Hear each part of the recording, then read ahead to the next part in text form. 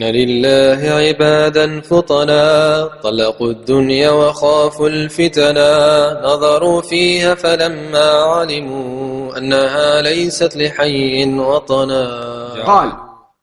And by the way, before I even go ahead and explain this hadith, I think it's very, very important to stop at the narrator, Ja'far ibn Sulaiman al-Dubai. Ja'far ibn Sulaiman al-Dubai is a narrator who is an authentic narrator according to Imam Ahmad, according to Ibn Ma'in and others. And Ja'far ibn Sulaiman al-Dubai is actually a Shi'i narrator. Okay? In fact, he's even said to be a Rafidi narrator, meaning that he is pretty much a full-blown Shi'i according to what's found in the books. And despite the fact that he happens to be a Shi'i, he happens to be a non-Sunni, Imam al-Tirmidhi doesn't find it difficult to quote from him, or doesn't find it difficult to quote a hadith which is on his authority, or he's in the middle of the chain. Why is that?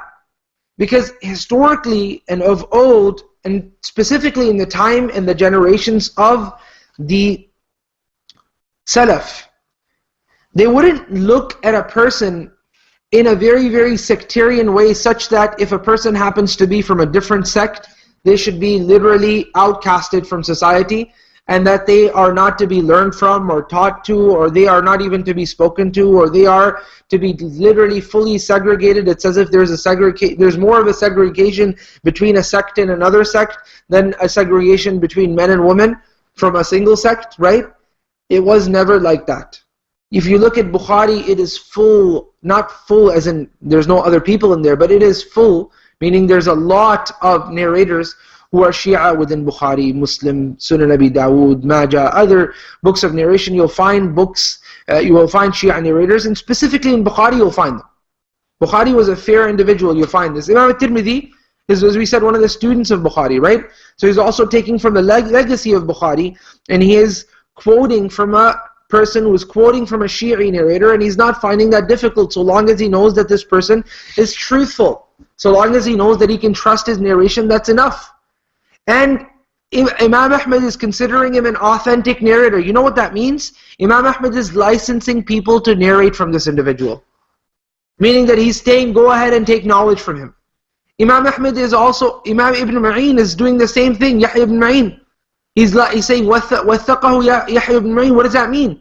He's a thiqa, go ahead and learn knowledge from him, and you can go ahead and narrate this knowledge on from him as well. No problem. And the reason why I point this out in our times is because we've become so sectarian that forget narrating knowledge from one another, forget sharing information from one another. And I'm now not even talking about Sunnis and Shias, I'm just talking about Sunni Islam as a whole, right? Forget even narrating knowledge. We wouldn't even talk to one another. And even if somebody tries to talk, then that person is a deviant. And the person that spoke to the one who spoke, he might also be a deviant. And the person who spoke to the one who spoke, the one who spoke by that time, the effects are lost, but he might also have some sort of deviancies within him, right? And that ruling of the fact that this individual is a deviant, or this individual is not a deviant, and this person is heretic, and this person has committed blasphemy, or oftentimes those rulings are not even based on any substantial information. And oftentimes those rulings are based on information that is considered what? That is not even considered information that would be explicit, that would be even apparent for that matter. Oftentimes the information is ambiguous, and then it is made to seem apparent, and then another guy comes and makes it seem explicit, and so on and so forth, and then it goes from something so totally ambiguous that could be translated in 70 different ways, and it's translated in one specific way, and then now there's only one translation for it, one understanding of it, and it becomes the known truth. I know this about you. And even though there is no one that knows anything about a belief of another person except what? Except Allah subhanahu wa ta'ala. Why? Because the belief is in your heart. The actions show your belief. But if you have a bad aqeedah, there is no action that can show you that bad aqeedah, unless some of those aqaid happen to have a manifestation in also actions as well. Other than that, a belief in Allah, how you perceive Allah subhanahu wa ta'ala to be, nobody can actually know that. That's within your heart. If you profess otherwise, then that should be enough for people to accept or reject, right? But people choose not to. Why? Because of their own whims and desires, right? That's number one. And now I'm talking about Sunni Islam, where we should be lenient, right? And now let's go a little bit further. Here is a Shi'i narrator. He found himself in Tirmidhi's book. Do you understand that? Does that register for a moment? This is a Shi'i narrator. He found himself in room in a Sunni book. Even Shi'i aqaid that would be deemed heretic, and I'm very clear on the word that I'm using here. Even Shi'i aqaid, which would be deemed heretic based on mainstream Sunni Islam, even such narrators will find room within Sunni books, Sunni hadith books.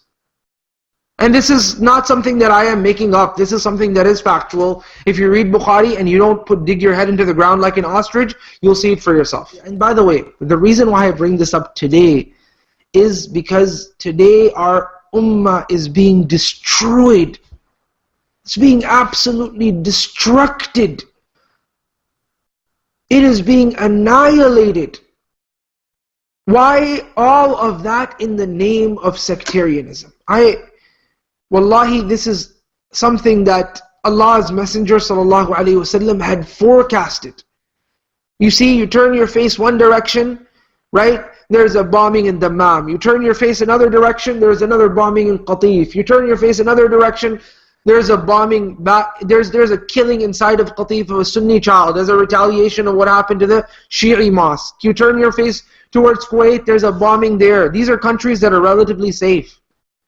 All of that again, sectarianism. One kid decides to leave his house in Saudi Arabia, safe, sound place, lies to his parents saying that I'm going for Umrah, and then he goes to Kuwait and bombs a mosque while people are playing Jumu'ah. Then a couple of days pass by, another bombing while people are fasting inside of a masjid. And why? Because, well, we have to fight the Sunni Shia war, and the Prophet ﷺ had forecasted this. He said that Inna shaytan. Listen to this carefully. This is your messenger speaking. Inna shaytan aysa an yu'bada fi jaziratil Arab. Indeed, shaytan had despaired from ever being able to be worshipped in the Arabian Peninsula. وَلَكِنْ فِي التَّحْرِيشِ بَيْنَكُمْ. But what he's going to be able to do is, he's going to be able to get one of you at the necks of the other. You're going to go choke your friend and your brother and your kith and your kin. All of that in the name of what? All of that in the name of Islam. This is not Islam. Wallahi, it's not Islam. And if we say that afterwards, we start making disclaimers that, look, really, I didn't mean it. Look, really, I didn't mean for things to get this bad. I didn't want it to get to war. I didn't want it to get to a bombing. I didn't want it to get to slaughter. Right? I didn't want it to get to there. All I was trying to do was establish a theological, precedence for what I believe and what he believes, and the differences between us two when you start